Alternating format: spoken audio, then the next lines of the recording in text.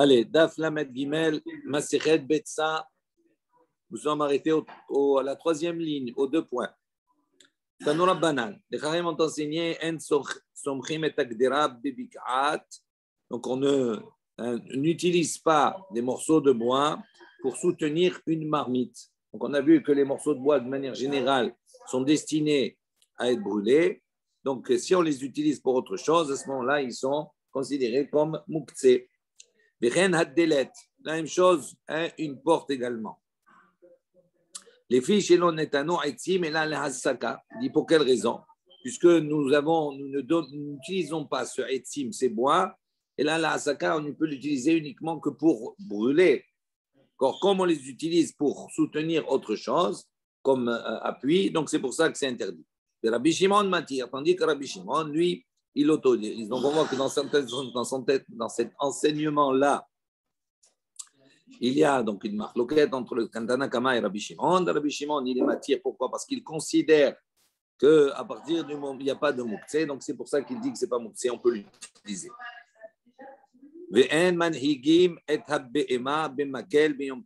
Également, on ne conduit pas une béhéma, un animal, avec un bâton pendant Yom Tov. Rabbi Elazar, Rabbi Shimon, matière. Tandis que Rabbi Elazar, le fils de Rabbi Shimon, lui, il est matière, il permet.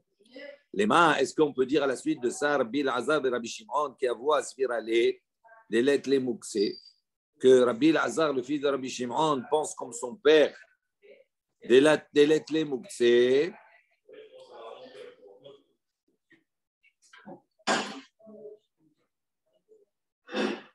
qui n'a pas le digne de muktzeh également.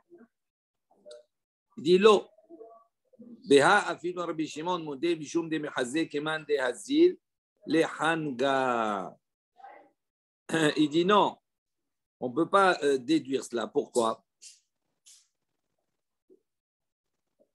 Il dit parce que dans ce cas-là, dans le cas de l'animal qui est conduit, d'accord, avec ce bâton-là, même Rabbi Shimon, il serait d'accord que dans ce cas-là, c'est interdit. Non pas parce que c'est un problème de muktzeh. Il dit parce que quand on conduit l'animal de cette manière-là, les mechazé kemé adéazil, c'est considéré, on considérerait la chose comme s'il est en train d'amener l'animal, les hanga. Alors, hanga, ici, Rashi précise, dit on va voir, c'est le marché. Donc, s'il amène ça au marché, donc c'est considéré comme s'il est en train de faire du commerce, etc., tout cela. Il dit hanga, ça veut dire également, mahol, ça veut dire danser. Il dit pourquoi le mot hanga, ça veut dire danser. Rachid dit quelque chose de joli. Il dit parce que quand ils sont dans le chouk, ils sont au marché, qu'est-ce que les gens font? Ils tournent. Ils tournent. Même une danse. Donc c'est pour ça qu'on l'a appelé, ce marché, on l'a appelé hanga. Ensuite, Chizra. Chizra, c'est donc une branche de bois. Rav Nachman Assar, de Rav Sheshet Charé. Rav Nachman, il interdit, Rav Sheshet, il autorise. Rachid dit Chizra anaf et sheu had kekotz veraoui letakeo betseli kemin shafut belitzlot bo.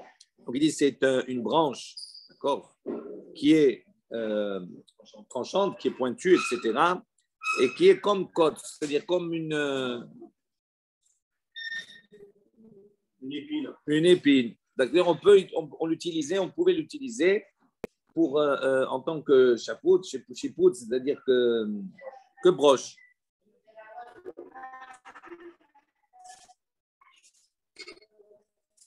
Donc on a une discussion Rav Nachman et Rav Sheshet. Rav Nachman, il interdit, tandis que Rav Sheshet, il autorise, il permet. Alors, il dit, birtiva, tous les alma l'appliquer. Si on a un ciel érétiva, ça veut dire elle est fraîche, encore humide. Du coup, là, tout le monde corps qui n'a pas de assauts, c'est interdit. Pourquoi? Parce que comme elle est humide, elle pisait pour brûler.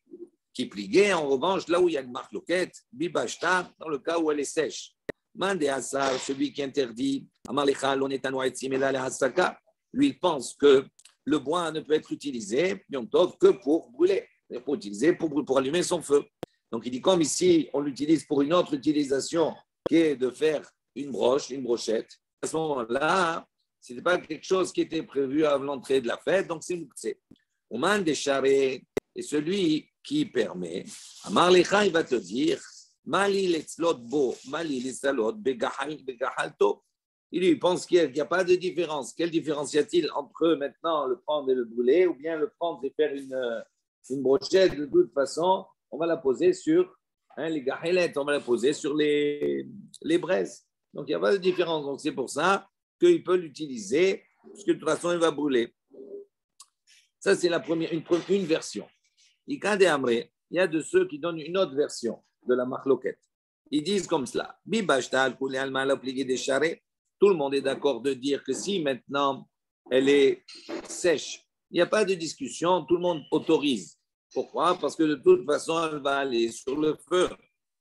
Qui priguait, en revanche, là où se trouve la marloquette, birtifta, dans le cas où elle est ratouf, c'est-à-dire elle est fraîche. Celui qui est interdit, parce qu'effectivement, elle n'est pas convenable à être utilisée pour le feu, puisqu'elle ne va pas brûler. Celui qui autorise, il dit, celui qui autorise te dit pourquoi? Parce que, ok, tu ne peux pas l'utiliser pour un petit feu, mais si maintenant tu as un feu qui est assez important, qui est déjà allumé, à ce moment-là, même si effectivement cette branche-là, elle est fraîche, quand elle va la mettre dans le feu, elle va aller à la force, on va dire, du feu. Donc, comme ça, il dit là, donc si elle est effectivement sèche, à ce moment-là, c'est autorisé. Si elle est humide, c'est interdit. Darash, Rava, il a expliqué la chose suivante. Donc, une femme n'a pas le droit de rentrer les dans l'entrepôt des bois, pendant Yom Tov, de prendre là-bas oud. D'accord? C'est un ustensile qui était utilisé. On fabriquait un bois pour bouger les braises, pour remuer les braises, etc. Et ce morceau de bois qui était utilisé pour bouger les braises, si Nishbar il s'est brisé durant Yom Tov, on n'a pas le droit, d'accord, de l'utiliser, de brûler avec. Les fiches,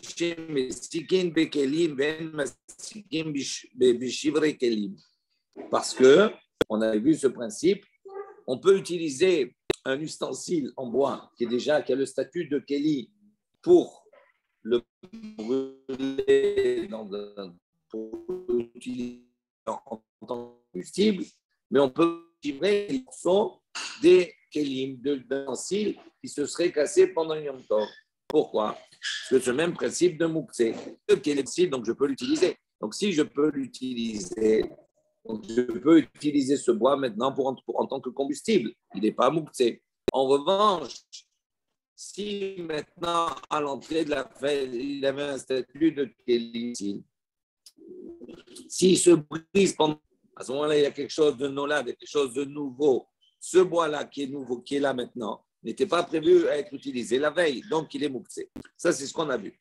Elle conclut, elle dit, les Memra, est-ce qu'on peut dire des Rava, que Rabbi Yehuda Svirale, des clés mouktsé? Est-ce qu'on peut dire que justement, donc, Rava penserait comme Rabbi Yehuda, qui lui pense qu'il y a un digne de mouktsé?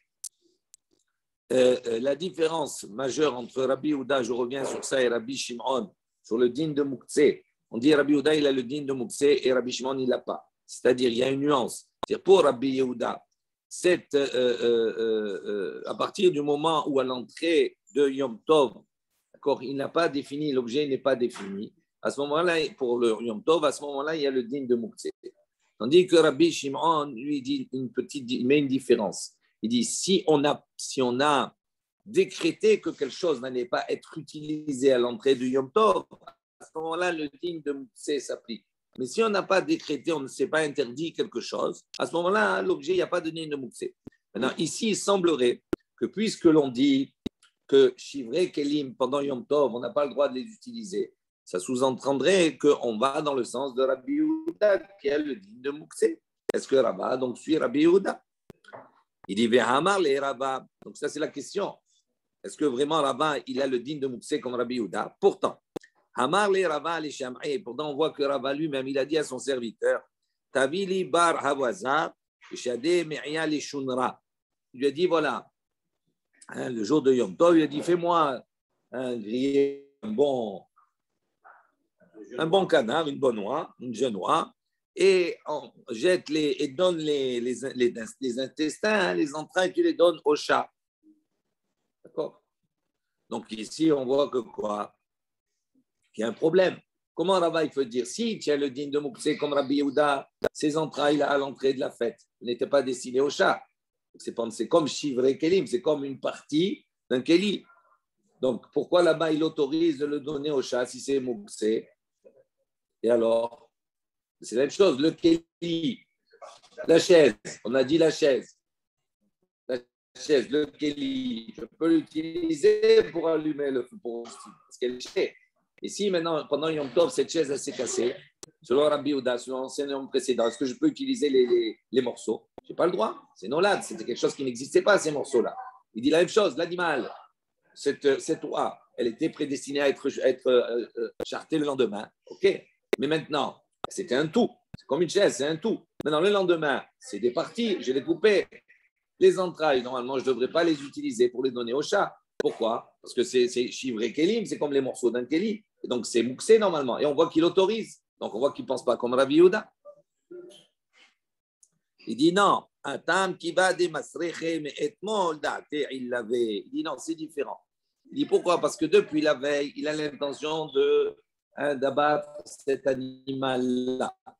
Et comme il sait que quand il va abattre, donc les intestins, les entrailles vont se séparer après de l'animal. Et c'est quelque chose qui va, d'accord, s'abîmer, se pourrir.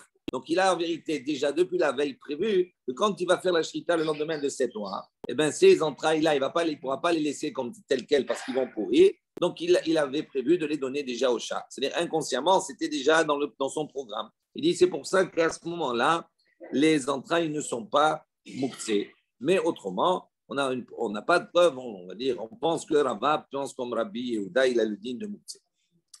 Une nouvelle Mishnah, Matnitin.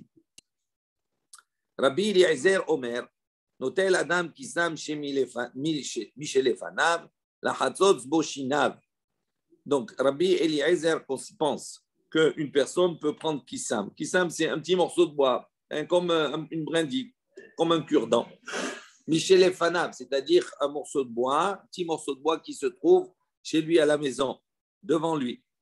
La Hatzot Boshinav, pour curer ses dents.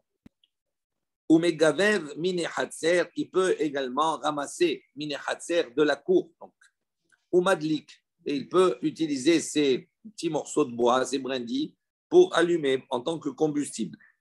Pourquoi? Chez Kolma, chez Behatzer, Mouchan ou, parce qu'il considère Rabbi Eliezer que tout ce qui se trouve dans le Hatzer, Mouchan ou, c'est considéré comme étant préparé depuis la veille. Et donc, il peut les utiliser maintenant en tant que combustible, autant pour allumer. D'accord.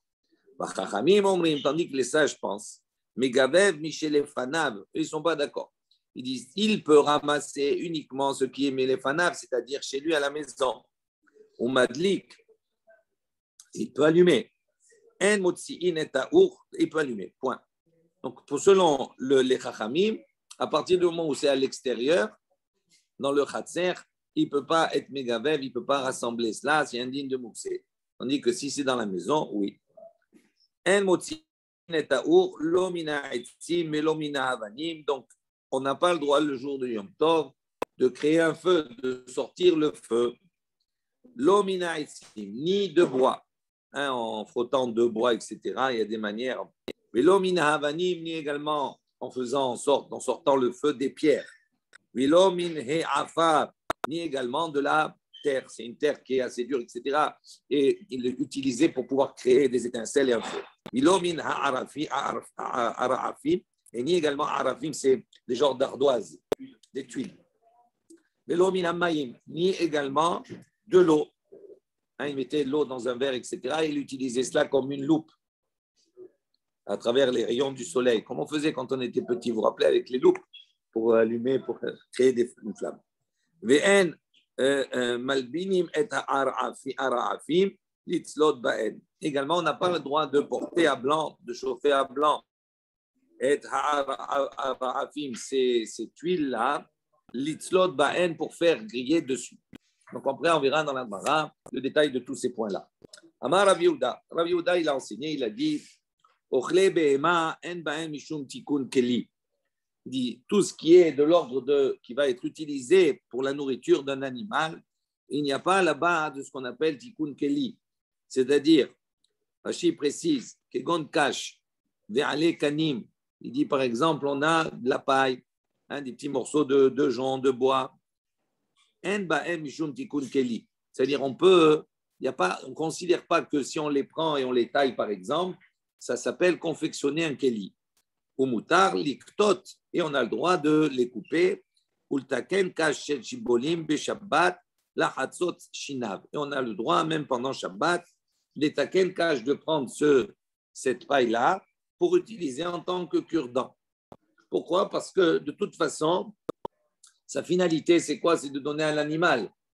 Donc, c'est une nourriture à l'animal. Donc, même si on la transforme, ça ne s'appelle pas un tikkun keli, ça ne s'appelle pas constituer un keli. Pourquoi? Parce que de toute façon, sa finalité, c'est quelque chose, c'est une nourriture. Ça, on ne lui change pas le statut que ça va être consommé par l'animal. Ça, c'est l'opinion ici de Rav Yehuda. Et Tivé, on vient objecter. Rav Kahana, les Rav Yehuda. Rav Kahana vient objecter à Rav Yehuda. Metaltelin atse besamim le'ariyah bahen. Donc, on a un enseignement qui dit comme cela. On peut déplacer, donc ce n'est pas mouktsé, atse besamim, des bois, d'accord, qui sont parfumés, les ariyah bahen, pour les sentir. Ul hanif bahen la holé, et également pour ventiler, d'accord, un malade. Ou molelo, ou meriahbo. On peut également molelo, c'est-à-dire les frotter entre ses doigts pour les sentir. Velo yiktemenu les ariyahbo. Mais on n'a pas le droit de les couper pour les sentir. Donc les khatrina, on n'a pas le droit de les couper. Et si couper, patour avalasso. On n'est pas tour pendant Shabbat, mais ça reste interdit midirabanan. La hatzot boshinab. Maintenant, si on veut utiliser pour couper pour la hatzot boshinab, c'est-à-dire pour refaire un cure-dent, lo yiktemenu. On n'a pas le droit de le couper pour en faire un cure-dent. Et si on l'a fait, on a coupé, hayav hatat. Ça veut dire que là, à ce moment-là, on n'est plus dans l'interdit qui est midirabanan, mais on est sur un interdit mideoraita. Et donc, si on l'a coupé beshogeg, à ce moment-là, on est hayav d'apporter un korban hatat. Donc, on a une question majeure ici sur Rav Yehuda. Rav Yehuda, il a dit que ochle behema, donc il n'y a pas de, on peut pas, il n'y a pas de tikkun keli. Donc, il dit, on voit ici la même chose. On a pris un morceau de bois, un morceau de parfum. Si on le coupe pour le sentir, à ce moment-là, ça serait autorisé mideoraita, mais c'est interdit midirabanan, patour avalasso. Tandis que si maintenant on le prend et on veut l'utiliser, on le coupe, d'accord, pour l'utiliser en tant que cure-dent, il devient interdit mideoraita. Donc on voit ici qu'il y a un tikkun keli. Donc comment toi tu as dit qu'il n'y a pas de tikkun keli sur ces brindilles-là? Bien entendu, on parle ici de Shabbat. Donc, il précise Rashi. Il dit on parle ici de quoi? De Atse Besamim. On parle de bois parfumés qui sentent bon. Et il dit ces bois parfumés-là, c'est Ochle Behemahen. C'est une nourriture pour les animaux. Donc, on voit ici que c'est une contradiction avec Rav Yehuda. Rav Yehuda, il a dit quoi? Il n'y a pas de tikkun keli concernant Ochle Behema. Et là, dans cet enseignement-là, on nous dit, si tu les prends pour en faire des cure-dents, hayav hatat. Donc, ça veut dire qu'on voit que quoi? Même si c'est Ochle Behema, il y a un tikkun keli, puisqu'on est hayav. Comprenez? Ça, c'est la shéla qui est posée sur Rav Yehuda, de la part de Rav Kahana, pardon. Amarle Rav Yehuda, il lui répond, il lui dit, Ashta, pato ravalasso, kakashali, hayav hatat mibaya. Il dit, toi, tu as enfoncé le clou, entre guillemets. Il dit déjà, donc dès le début, on voit que Patour Avalassour, Kakacheli, c'est déjà un problème pour moi, Patour Avalassour. Pourquoi? Parce qu'on voit que même si Mideoraita serait autorisé, c'est interdit qu'il y ait de Midera Banane. Toi, maintenant, quand tu as posé la question, tu as dit Hayaf Hatat, Mibayat, c'est pour votre raison, Hayaf Hatat. Là, tu démontres que c'est un Issour Deoraita, un Tikkun Keli, donc la question, elle est encore plus forte. Déjà, avec la Torah c'était un petit Tikkun Keli. Eh oui, puisque c'est interdit Midera Banane. Eh oui. Et là, quand tu dis Hayaf Hatat, là, tu as enfoncé le clou, entre guillemets.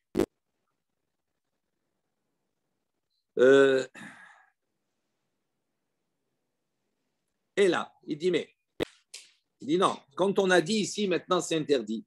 Il répond, il dit non, quand on a dit c'est interdit, ici toute cette baraïta là que tu rapportes, Rav Kahana, on parle dans le cas où les bois ils sont cachés, ils sont durs.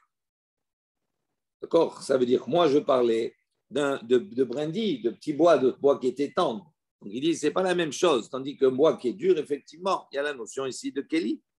Donc c'est pour ça que c'est interdit là-bas. Alors, on dit Kashin, on lui rétorque, on lui dit quoi? On parle ici d'un bois dur. Comment tu peux dire qu'on parle d'un bois qui est dur? Bene Melila, Ninou. On voit que dans la liste des choses, on a dit ici maintenant, Umolelo, Meriahbo. On a dit, il n'y a pas de problème. Molelo, ça veut dire quoi, Molelo? Ça veut dire on va le frotter entre ses mains. Donc ça veut dire quoi? Ça veut dire qu'on va l'écraser entre ses mains. Pour écraser. Donc ça veut dire que ce n'est pas dur. Si c'était dur, on ne peut pas l'écraser. Il dit il dit non, l'enseignement il est manquant. Voici comment il faut lire l'ensemble de l'enseignement. Molelo meriachbo. Donc si maintenant on peut l'écraser et le sentir, kometo meriachbo, on peut le couper et le sentir. De quoi on parle ici? Dans quel cadre? Berakin, on parle dans le cas où ce bois il est tendre. Amal bekashin, mais si c'est un bois dur, on n'a pas le droit de le couper.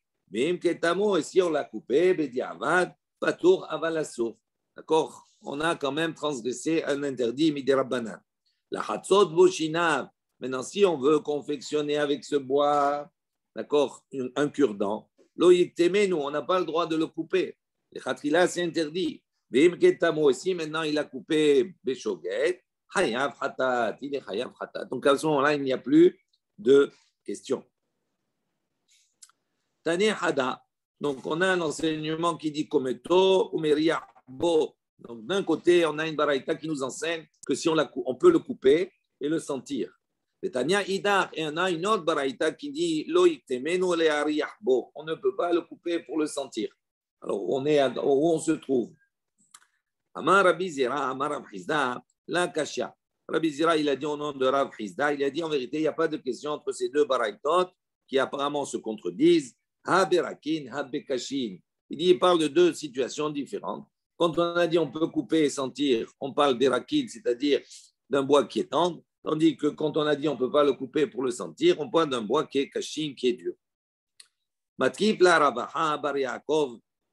Ravaha bar Yaakov, il vient objecter. Bekashin, amailo. Il dit s'il est dur, pourquoi pas? Quelle différence y a-t-il avec ce qu'on a enseigné, ce qu'on va voir maintenant? Je regarde. Rashi. Oui, on va voir. Donc cet enseignement, il est comme cela. Shover Adam et Tahavit lechol mimena grugerot. Donc on a dit l'homme, il a le droit de couper et Tahavit, de casser le couvercle, on va dire, du tonneau pour pouvoir prendre là-bas, manger grou gerot, ces figues sèches. Ou bilvad, mais à condition, chez Loïd Kaven la asot keli, à condition que lorsqu'il va, d'accord, ouvrir ce tonneau-là, il n'ait pas l'intention de créer un keli. Si son intention c'est de créer un keli, à ce moment-là, c'est interdit. Mais briser pour simplement avoir les besoins de manger ce qu'il y a à l'intérieur, sans intention de créer un keli, ça c'est autorisé. Rashi dit Vatnan Shover Adam Havit. Il dit Megoufa Sheyeshba Grugerot. Donc il parle Megoufa, d'accord, du couvercle, d'accord, l'ouverture dans laquelle là-bas se trouve Grugerot des fils sèches. veochel, et il mange, ou bilvad, chez Loïd Kamen, liapot hashvira. Donc, simplement, il ne faut pas que lorsqu'il casse là, il puisse avoir la pensée, liapot hashvira, c'est-à-dire d'améliorer, à part la cassure, liot là, la pêche était hot keli, pour en faire avec l'ouverture un nouveau keli. D'accord? Donc, la première objection.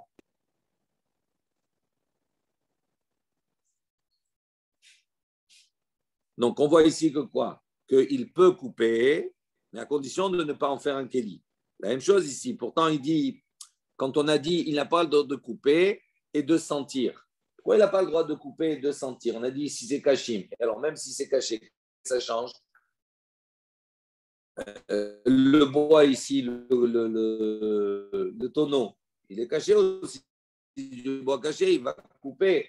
Il dit l'intention, si tu as l'intention de ne pas créer un kéli, à ce moment-là, tu as le droit. Donc la même chose. Lui, toute l'intention de couper le bois, c'est pourquoi? Les ariahbo, c'est pour sentir, c'est pas pour faire un kéli. Donc pourquoi ça serait interdit là-bas?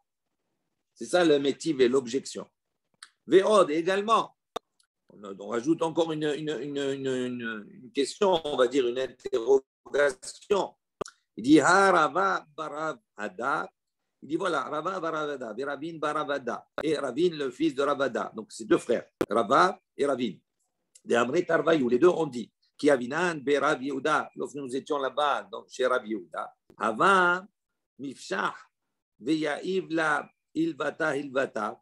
Donc, qu'est-ce qu'il faisait là-bas? Aya Mifshah.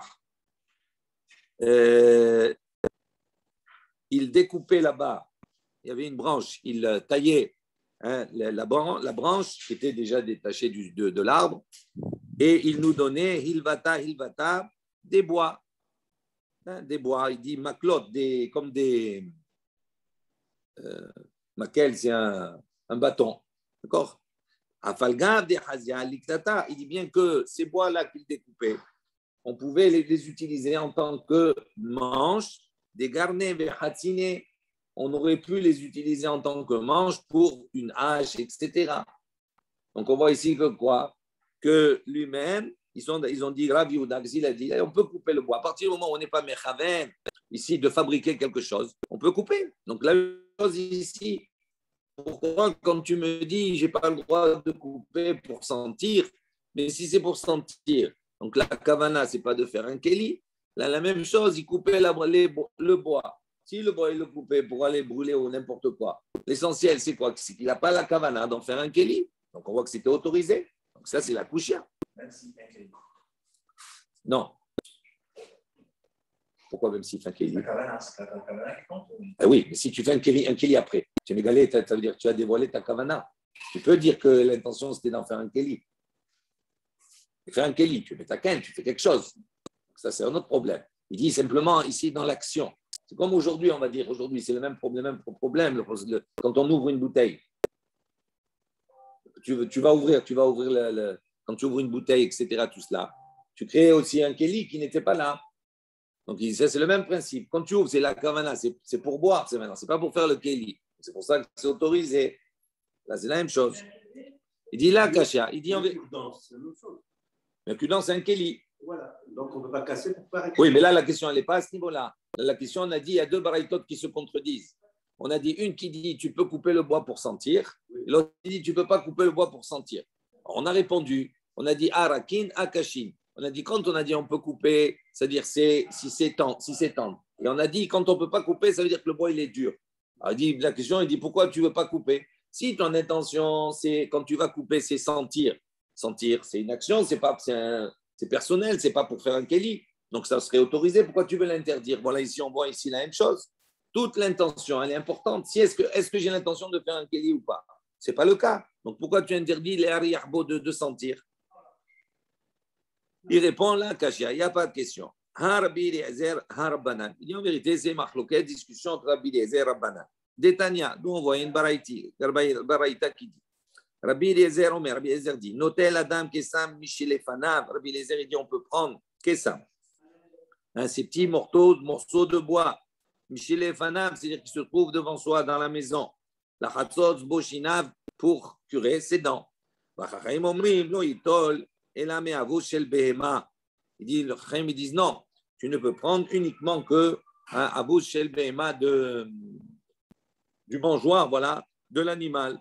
Donc ça veut dire comme c'est quelque chose, ça ne peut pas, parce que lui il pense qu'il n'y a pas de tikkun keli, si c'est quelque chose qui est destiné à l'animal. On dit que Rabbi, ça c'est les Chachamim. On dit que Rabbi Eliezer, il dit on peut prendre des morceaux de bois et faire un cure-dent. À partir du moment où c'est chez soi, il n'y a pas de problème de mouxé. Il n'y a pas de problème de keli. Donc on voit que la marque loquette, elle est entre Rabbi Eliezer et les Chachamim. Selon Rabbi Eliezer, il n'y a pas de problème. Selon Chachamim, il y a un problème de keli. Les Chavines, ils sont tous les deux d'accord, Rabbi Eliezer, Chachamim, chez Loïktemenu, qu'on n'a pas le droit de les couper.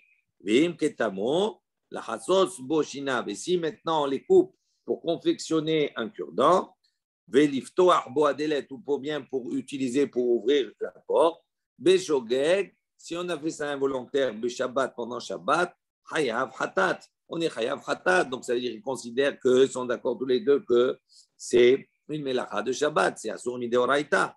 Bemezid, Yom Tov, s'il a fait ça volontairement pendant Yom Tov, sauf Arbaim, il doit être frappé de 40 coups, d'ivré Rabbi Eliezer. Ça, c'est l'opinion de Rabbi Eliezer. C'est-à-dire, on voit que Rabbi Eliezer il considère que ça s'appelle faire un keli, et donc c'est pour ça que c'est interdit. Tandis que Chamim Omrim, Chaim disent que si on a coupé, Echadze ve'echadze, d'accord, Eno el Mishum Shvut, il a dit que ça soit Shabbat, que ça soit Yom Tov, etc. Couper pour en faire un cure-dent, c'est interdit uniquement midérabbanan. Donc ça veut dire que midéoraita, il n'y a pas de problème. Donc on voit que la discussion entre Rabbi Eliezer et Chachamim. Rabbi Eliezer dit qu'Amaratam Hayav Hatat. Dit Rabbi Eliezer, il a dit là-bas Hayav Hatat, Acha Patour Avalassour. Donc ici, pour Yom Tov, il va dire Assour, c'est Patour, il est Patour, mais Avalassour, c'est interdit midérabbanan. Rabbanan et Kamri Atab, les Chachamim qui ont dit là-bas, un patour avalassour, c'est un interdit uniquement midi rabbanan. Ici, dans notre cas, nous, mutar les khatrila, ça va être permis a priori. Ça veut dire que si on coupe pour faire maintenant, non pas un cure-dent, mais on coupe pour sentir, il dit, il y a Machloket, Rabbi Eliezer et Chachamim. Rabbi Eliezer et Chachamim sont en discussion sur la confection d'un cure-dent. Eux, ils disent, Rabbi Eliezer, il dit, tu n'as pas le droit. Si tu as fait ça pendant Shabbat, tu es chayav hatat, tu as fait involontairement, chayav hatat. D'accord? Ça veut dire quoi? Ça veut dire qu'ils considèrent que c'est un soum d'oraïta. Et si tu as fait ça volontairement, bémézid pendant Yom Tov, sauf que Arbaïm, tu vas recevoir, tu as transgressé un lave, tu vas recevoir 40 coups. Donc on voit que Rabbi Eliezer, si ton intention, si tu fais un cure-dent, ça s'appelle un keli, à ce moment-là, tu es chayav. Tandis que les chachamim, ils disent non, ils disent tu n'es chayav que midi rabbanan. Alors, donc, qu'est-ce qu'on va faire maintenant? Une fois qu'on a cet enseignement concernant la confection d'un cure-dent, il dit si maintenant, je reviens à mon sujet, si j'ai coupé pour sentir, Rabbi Eliezer qui lui, pour faire un cure-dent, donc lui, qu'est-ce qu'il va te dire? Si tu coupes maintenant pour sentir, je descends d'un niveau. Ça veut dire quel est le niveau inférieur? Patour avalasso. Ça reste assour midrabanan. Maintenant, les chachamim qui eux ont dit pour confectionner un cure-dent, je suis patour avalassour, c'est amidera banane. Si maintenant je coupe avec une autre kavana pour sentir, à ce moment-là, eux, ils descendent d'un niveau. Donc, le moins que de la banane, c'est quoi? Les khatrila, c'est mouta. Donc, il dit, c'est ça la machloquette entre les deux en vérité.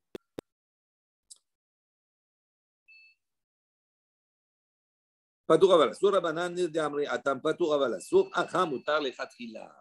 Moi, il pose une question, Belet, le Rabbi Eliezer, ha ditnan, il dit, est-ce que Rabbi Eliezer, il n'y a pas ce que l'on enseignait, Shover Adam et Tahavit, lechol mimena, grugerot, ou bilbat, chilo ikaven la asot keli.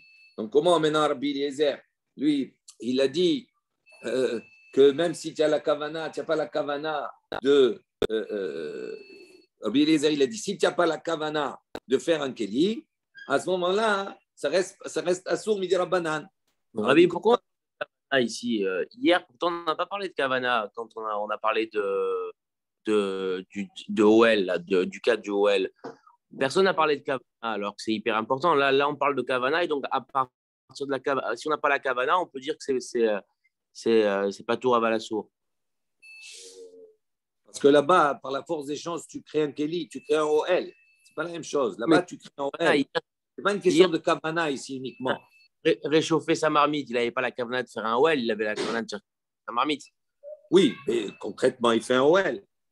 Concrètement, il fait un OL, mais là aussi. Donc,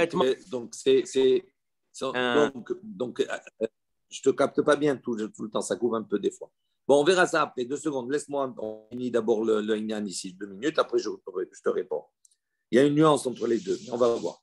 Donc, il dit comme cela, maintenant, Rabbi Eliezer, lui, donc ça veut dire que dans un cadre, il interdirait Bidirabanan comme ça ou comme cela, même s'il n'y a pas la kamana de faire un Keli. Alors, qu'est-ce qu'il fait avec cet enseignement qui dit que Shover, Adam et Tahavit, ça veut dire les khatrila, l'homme, il a le droit de couper un tonneau, les cholmiminu grugerot, d'accord? Même s'il n'a pas la kamana de faire un Keli, on voit qu'on lui autorise des khatrila, normalement ça aurait dû être interdit Bidirabanan, ou Bilvat chez lui, il la Keli, à condition qu'il n'a pas la kamana de faire un Keli. Amar Avashi, ki Tanya ha'i bemustaki. Bemustaki. Pas Moustaki, le chanteur. Hein? Donc il dit non. Avashi dit qu'il a un Moustaki. De quoi on parle ici? Moustaki. Ça veut dire on est dans un cas où il n'y a pas de risque de dire maintenant que même quand il va casser cela, il va faire un Keli. Pourquoi? Moustaki, c'est un tonneau qui a été déjà brisé et qu'on a rapiécé, on a recollé les morceaux. Donc il dit, il y a pas, quand il va casser pour prendre le gros guérot, il va faire un Keli, c'est déjà un ustensile qui est déjà à la base cassé, etc. Donc il dit, c'est pour ça que là-bas, dans ce cas-là, il n'interdit pas, il permet. On continue. On a dit, Omegavev et Tehamine Hatzer. Donc on a vu la discussion, on peut rassembler, on peut ramasser des brindilles comme ça, Mine Hatzer, qui ne sont pas directement dans la maison, mais qui sont dans la cour. Tanoura banane, les Khanim ont enseigné. Megavev, Mine Hatzer, ou Madlik, chez Kol Mashebe Hatzer, Mouchan ou Bilvat, Chelo Yase, Tsiborin, Tsiborin. Donc les Khanim ont enseigné comme ça. Il dit il peut ramasser les brindilles, les bois qui sont dans le Hatzer, ou Madlik, et il peut allumer avec. Chez Kol Mashebe Hatzer, parce qu'on considère que tout ce qui est dans le Hatzer, Mouchan ou c'est quelque chose qui est déjà considéré comme préparé. Donc il n'y a pas de Moukse. Mais à condition, Bilbad, chez Loya, c'est Tsiborin, à condition qu'il n'en ait pas fait, qu'il n'en fait pas de tas. S'il fait des tas le jour de Yom Tov, à ce moment-là, ça pose problème. C'est comme s'il est en train de préparer pour un autre jour. Mais Rabbi Shimon m'attire, et Rabbi Shimon, lui, il permet. Les Maïka Miflege, il dit en quoi ils sont en discussion. Là, il pense que s'il fait des tas, on considérerait qu'il est en train de préparer pour un autre jour. Mor Savar, et l'autre, il pense, donc Rabbi Shimon qui est marchir, Kadarto, Mouchachat Alav. Il dit non, même si on pourrait penser qu'il fait pour un autre jour, il dit non. Pourquoi? Parce que sa marmite, d'accord, Mouchachat Alav, elle va prouver qu'il le fait pour maintenant. Et quand il va mettre sa marmite, il va allumer le feu. Donc la marmite, il va montrer à ceux qui sont autour que tout ce qu'il fait maintenant, c'est pour maintenant, c'est pour allumer son feu. Donc c'est pour ça que Rabbi Shimon, il est marché. Il ne craint pas que ça soit vu comme une préparation pour les autres, pour un autre jour. On a dit ensuite, En motzi'in et ta'ur. On n'a pas le droit de faire sortir le feu de certains éléments, de bois, de pierre, etc. Maïta'ama, il dit pour quelle raison? Tout simplement parce qu'il est un molid, il va créer pendant Yom Tov quelque chose qui n'existait pas, qu'on appelle Nolad.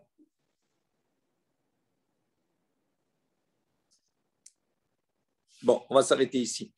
On s'arrête ici, aux 2 points, comme ça on redébute demain de 2 points.